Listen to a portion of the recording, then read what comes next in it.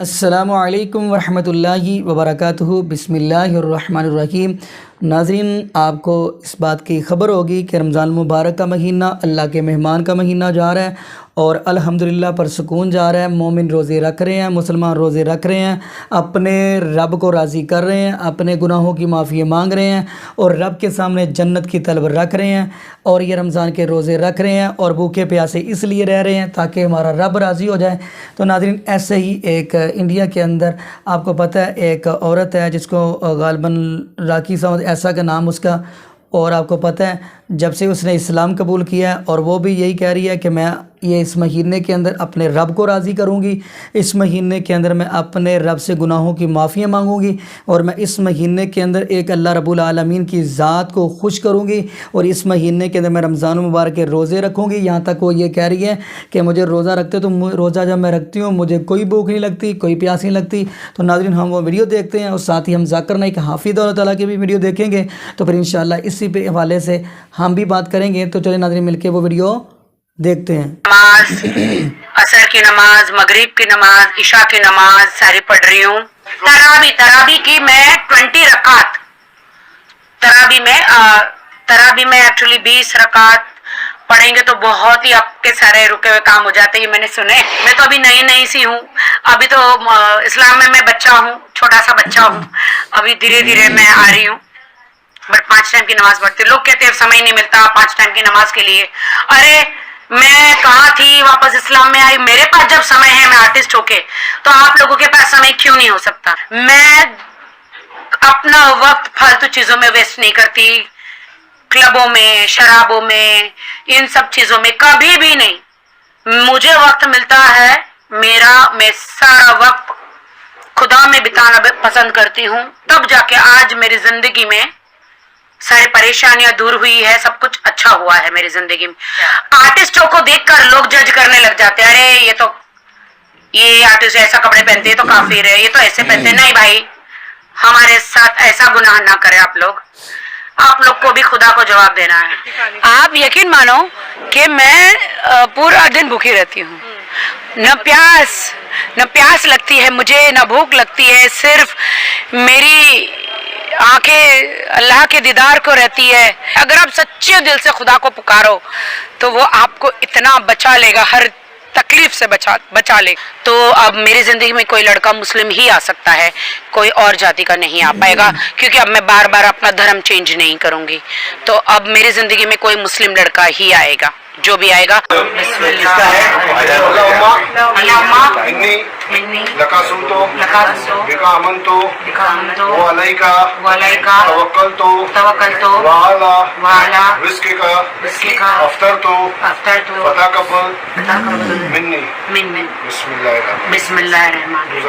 Miss Vijay Lakshmi, and I'm working with the shipping company as a fleet personal executive.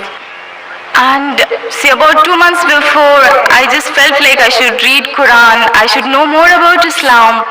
And so I just felt like asked one of my friend who was there in the train, whom I didn't knew, ki what's Quran? So she told me, okay fine, this is what it is. I read about it and I really loved reading it. And then once upon, like I read all about Muhammad sallallahu alaihi wasallam and the sunnatis and all the ways of life and everything, and I found it to be so beautiful. But the problem is that I can't tell my parents, nor my relatives, nor my brother, like what is Allah.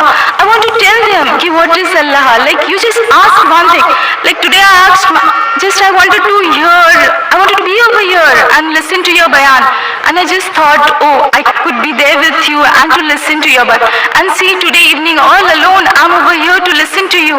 بہن نے سوال کیا ہے کہ وہ چاہتی تھی کہ قرآن مجید پڑھے، اور چند مہینے پہلے 2-3 مہینے پہلے اس نے ایک مسلمان دوست سے پوچھا ہے اور قرآن مجید پڑھا ہے، اور قرآن مجید پڑھنے کے بعد اتنا امن محسوس کرنے لگی، اور محمد صلی اللہ علیہ وسلم جاننے کے بعد کہ آج وہ کہتی ہے کہ I have surrendered to the will of Allah and the teachings of محمد صلی اللہ علیہ وسلم۔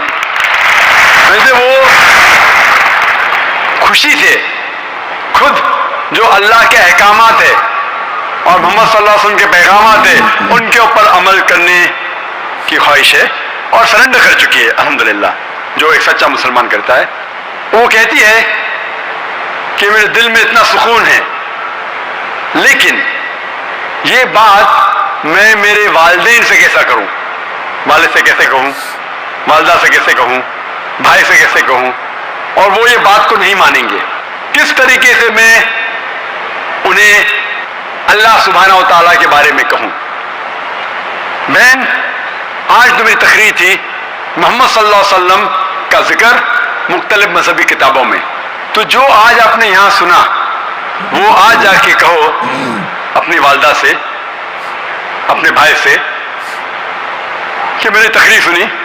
ایک شخص جو اپنے آپ کو ذاکر کہتا ہے،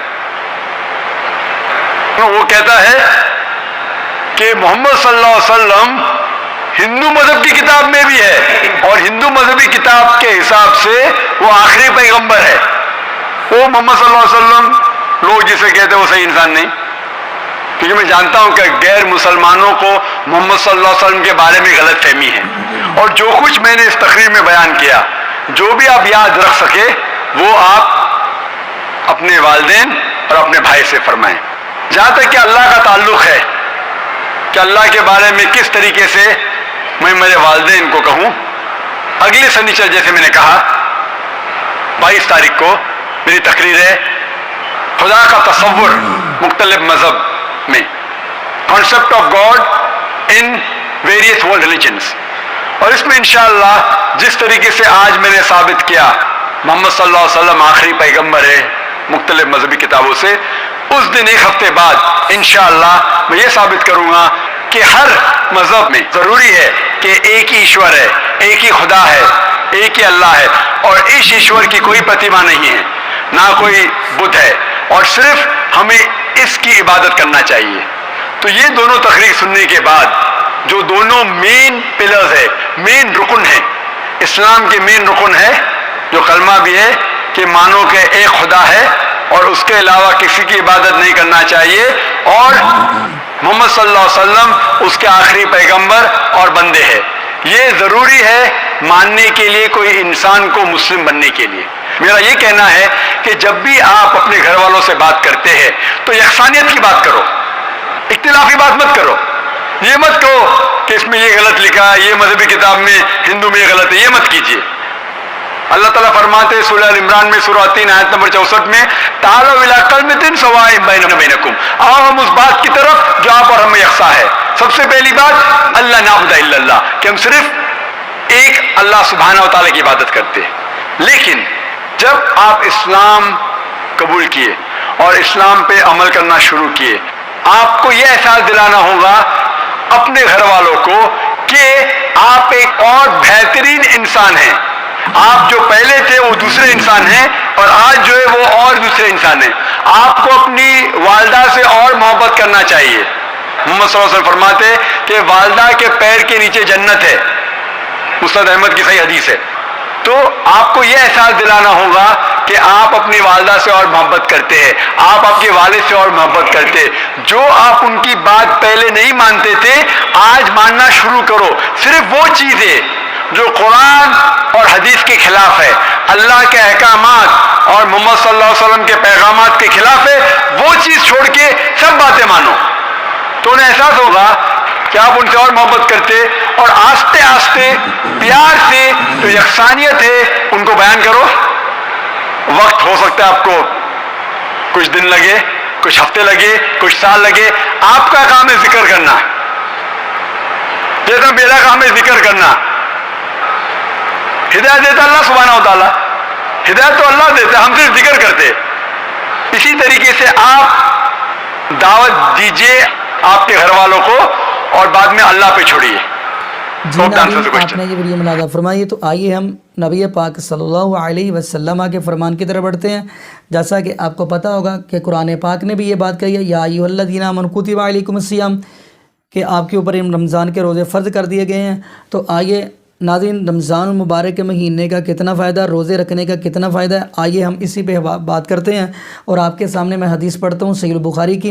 نبی پاک صلی اللہ علیہ وسلم فرماتے ہیں کہ جب روزے دار روزہ کھولنے لگتے ہیں، اور اس کے لیے دو خوشیاں ہیں، جب وہ روزہ افطار کرتا ہے خوش ہوتا ہے، کہ میں نے پورا روزہ نبھا لیا ہے، اور دوسری خوشی کیا ہے؟ کل قیامت والے دن اللہ پاک اس بندے کو جنت عطا کر دے گا۔ تو ناظرین، اس سے بڑی کیا بات ہوتی ہے؟ روزے دار کے منہ سے نکلنے والی جو سمیل ہوتی ہے، جس کو ہم بدبو بولتے ہیں، اللہ پاک کو اتنی پیاری لگتی ہے، نبی پاک فرماتے ہیں اتنی پیاری لگتی ہیں، اللہ پاک فرماتے ہیں کہ اس کے منہ سے نکلنے والی بدبو جو ہے کستوری بھی اس کا مقابلہ نہیں کر سکتی۔ مجھے تو کستوری سے بھی یہ ان کی منہ سے نکلنے والی سمیل اچھی لگتی ہے۔ تو آئیے ہم روزے کی بات کرتے ہیں۔ جب کل قیامت کا دن ہوگا، قیامت کا سما ہوگا، تو اللہ پاک سب کو اکٹھا کر لیں گے، اور اللہ پاک کیا کہیں گے؟ فرمائیں گے فرشتوں، اس بندے نے حج کیا، اجر آپ نے دیا، ثواب آپ نے دیا۔ اس بندے نے زکوٰۃ دی، ثواب آپ نے دے دیں۔ فرمایا اس بندے نے صدقہ کیا، اجر آپ دے دیں۔ اس بندے نے رستے سے پتھر ہٹایا، اور ثواب فرشتوں آپ دے دیں۔ اس بندے نے غریب، یتیم، مسکین کے سر پر ہاتھ رکھا، ان کا خیال کیا، فرشتوں اجر آپ دے دو۔ جب سارے فرشتے اجر دے دیں گے، پھر اللہ پاک کہیں گے فرشتوں اب سائڈ پہ ہو جاؤ۔